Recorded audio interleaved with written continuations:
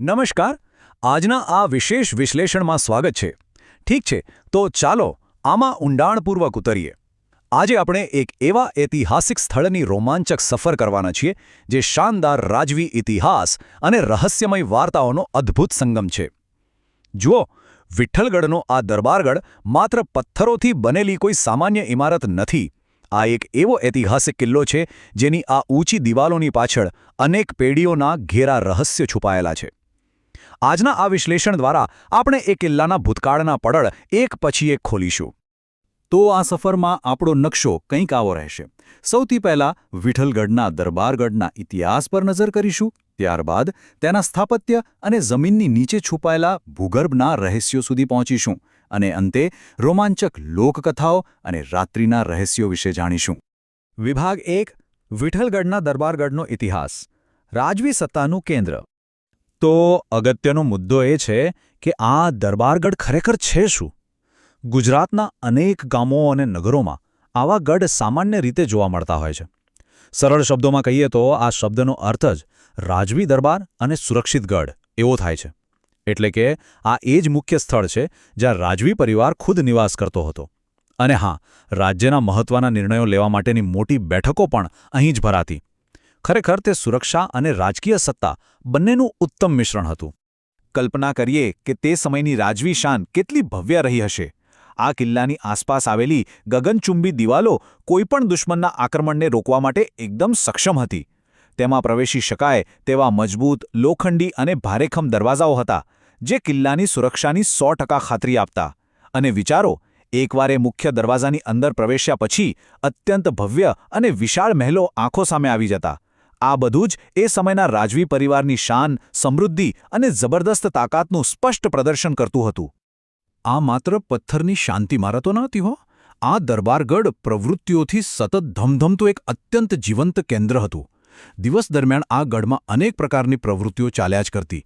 અહીં રાજવી દરબારની ગંભીર બેઠકો યોજાતી, જેમાં ન્યાય અને રાજ્યના વહીવટના મોટા કાર્યો થતા. સાથે જ મોટા તહેવારોની ભવ્ય ઉજવણીઓ પણ આ જ વિશાળ મેદાનોમાં થતી. એટલું જ નહીં, શૂરવીર યોદ્ધાઓની હજારોની સંખ્યામાં સભાઓ પણ અહીં જ મળતી હતી. ખરેખર આ બધી બાબતો આ ઐતિહાસિક સ્થળને અત્યંત જીવંત અને ઉર્જાવાન બનાવતી હતી. વિભાગ 2: સ્થાપત્ય અને ભૂગર્ભના રહસ્યો. ભવ્યતાથી રહસ્ય તરફની એક અદ્ભુત સફર. અને આ ખૂબ જ સુંદર રીતે દર્શાવે છે કે આપણો ઐતિહાસિક વારસો અને તેનું સ્થાપત્ય કેટલું સમૃદ્ધ છે. વિઠ્ઠલગઢના આ દરબારગઢમાં રાજપૂત અને કાઠિયાવાડી સ્થાપત્ય શૈલીનો અદ્ભુત પ્રભાવ સીધો જ જોવા મળે છે. દિવાલો પર અત્યંત બારીક કોતરણીવાળા ઝરોખા આવેલા છે, જ્યાંથી બહારની ગતિવિધિઓ પર આસાનીથી નજર રાખી શકાતી. પ્રવેશ માટે લાકડાના અત્યંત ભારે અને કલાત્મક દરવાજાઓ બનાવવામાં આવ્યા હતા, અને અંદરના ભાગમાં ખુલ્લા, વિશાળ આંગણા હતા, જે ગુજરાતના અન્ય મોટા ઐતિહાસિક કિલ્લાઓની બાંધકામ શૈલી સાથે સંપૂર્ણપણે મેળ ખાય છે.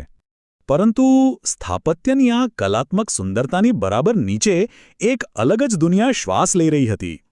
ગામના વૃદ્ધ લોકો દ્વારા એક વાત પેઢી દર પેઢી કહેવાતી આવી છે. આ શબ્દો પર ખાસ ધ્યાન આપવા જેવું છે. કિલ્લામાં ગુપ્ત રસ્તાઓ અને જમીનની નીચે વિશાળ ભૂગર્ભ કોઠારીઓ બનાવવામાં આવી હતી.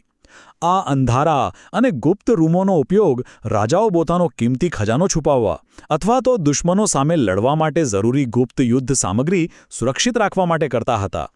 જમીનની નીચે આવેલી આ છુપી દુનિયા આ આખા સ્થળને એકદમ રોમાંચક અને રહસ્યમય બનાવી દે છે. વિભાગ 3: લોકકથાઓ અને રાત્રિના રહસ્યો જ્યારે સૂર્ય આથમે છે. ચાલો આગળ વધીએ અને જોઈએ કે આ કેવી રીતે વિકસે છે. અહીં કિલ્લાના બે સંપૂર્ણપણે વિપરીત રૂપો જોવા મળે છે.